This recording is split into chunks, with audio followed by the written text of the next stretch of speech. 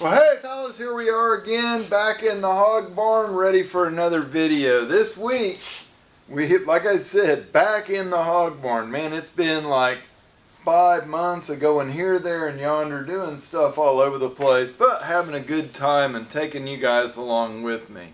So, today, a little bit different. Some little bird is telling me that, like, we got to get with it in 2026. If we don't make it to X level, then we're gonna lose the shop. You know what I'm saying? We're gonna quit and go find other things to do. So, first video out here in the tool realm. I've been seeing these things, guys using them, and it just intrigued me. You know, this could be a really handy tool. So today we're going to do a little tool test, a little tool time action for you, and we'll see what we end up with at the end. Well, here you go, guys. The main players in today's story. 6-inch Dynabrade palm sander, 8-inch Astro DA/Bondo Hog, and the Hercules surface conditioning tool. Yeah, stay tuned. We're going to try them out. Woo! Ride the wave here for a second and see what we end up with, okay? Variable speed even. Yeah, turn her up on kill.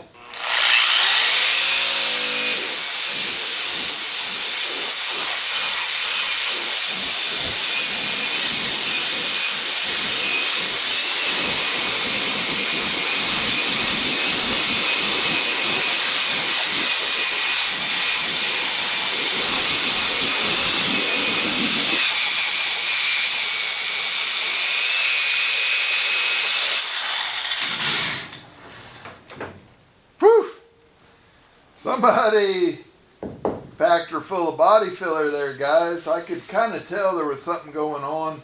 So, this red switched from the normal red Scotch-Brite looking wheel to this one. That one said it was 60 grit. This one says 40 grit. So, let's see what it'll do.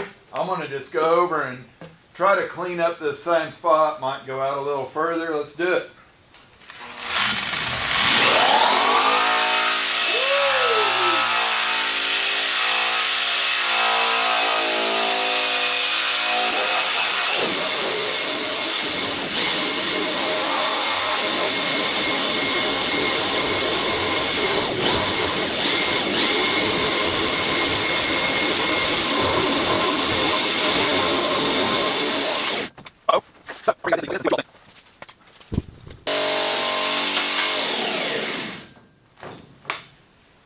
Uh-oh. So, I'll bring you guys in so you can look at this and see what you all think. So there you go. Surface condition, rough. But I knew I was going to have to DA it anyway. This drum just spins around in one direction. For doing body work, yeah, it's pretty fast. I mean, it knocks it down pretty quick. This old lacquer stuff, I mean, anybody that's done this kind of work knows that factory lacquer paint is tough to get off with sandpaper or grinders. So it just gums stuff up. Does look like a dent, but it's not. It's just where that tool was going. This looks like a dent, and it is a dent. It's really deep. We're going to have to do some metal work there. I was getting kind of close to this windshield. Yeah. Well, alright guys, here we go. Next round. We're using Norton Blue Fire 80 grit on an Astro Pneumatic 8-inch DA/Bondo Hog. Yeah, got 90 PSI coming into the tool. These things, you know, the other one's nice because you don't have to have an air compressor. This, you got to have a compressor to make it run. Let's see what we can do.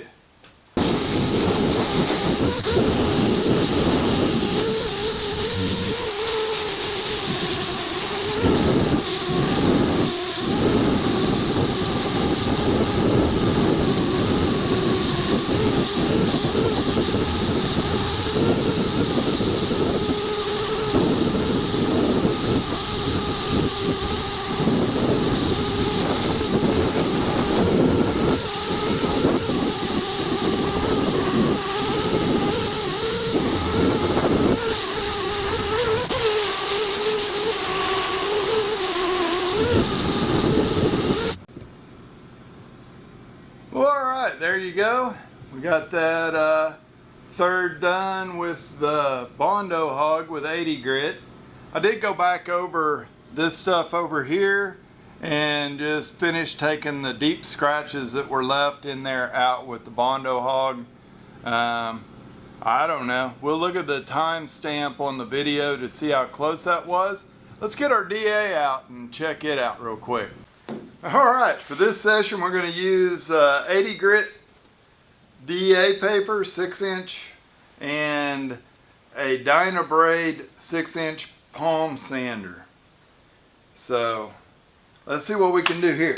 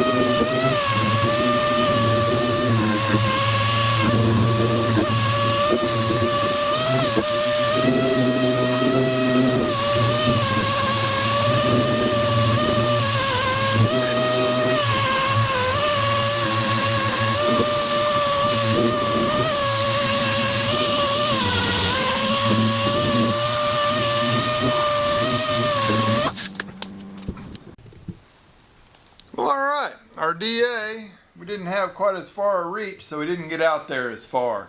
The other tools we were able to get slightly past half of the roof. The DA is just slower, guys, but it is creating a smoother surface. A DA sander in that random orbit pattern, you know, figure 8, but it's random, so it ends up anywhere. That's how you end up with these pigtail scratches there.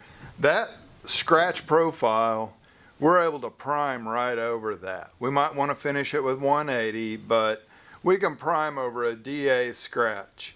The Bondo Hog scratch profile right here, you can see it's more linear. That is going to show up big time if we try to prime over it. Even if we finish it with 180, those are going to be some tough scratches to get rid of. And then the surface conditioning tool, you can see it out here. It's just ripping stuff loose. So definitely not something we want to prime over. So scratch profile's everything. A grinder mark is really aggressive. Hand sanding with too coarse a grit is really aggressive. You know, any of this stuff's going to show up. We've got to get it down to a manageable level of scratch. So I prefer to do everything over bare metal with 180 grit scratches. I don't go any finer than that. You could have adhesion problems. Body filler, I try to finish it with 180. Sometimes that, you know, you have some waves, that kind of stuff going on. Yeah, body work's kind of its own thing. Sanding that plastic filler. Again, 180 is great. I don't go any finer than that because of adhesion issues later on down the road. So, yeah. I guess in short, in the end of this thing, I would say the Bondo Hog and this are kind of tied with how fast they work. This Bondo Hog, I can use it to finish body filler, strip paint, and you know, clean up my tubing or whatever before I weld it. The DA sander is always going to be our final go-to. It could be the only thing you use. If that's all you got, you can sand body filler with it and stuff. Just please block it out. Block out your body filler work.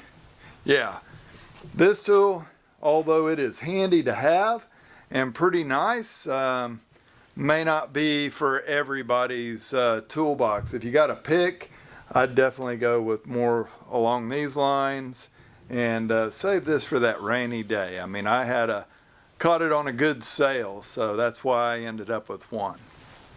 This is kind of what I got that surface conditioning tool for, is just cleaning up old rusty kind of square tubing. Maybe kind of awkward to do this.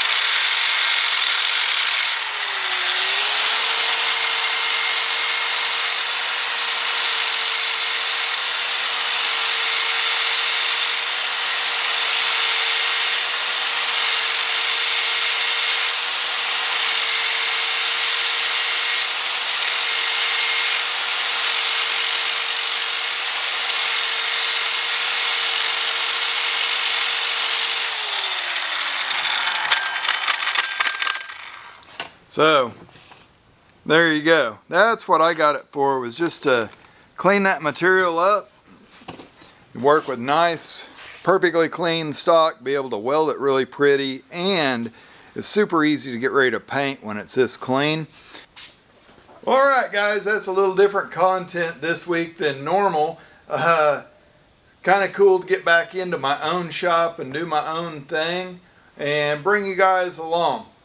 Like I said in the beginning, I've seen a lot of videos where guys were unboxing, talking about the tool, all that. You guys can read the specs on the thing. It seems like it works okay. The trigger seems like it's not really variable. It's on or off, but it does have a variable speed dial on it, so you can turn it way down. Stripping paint, man, it worked good to knock off that initial layer. May work really well to clean up stuff that's just super funky, you know. This car's not that bad.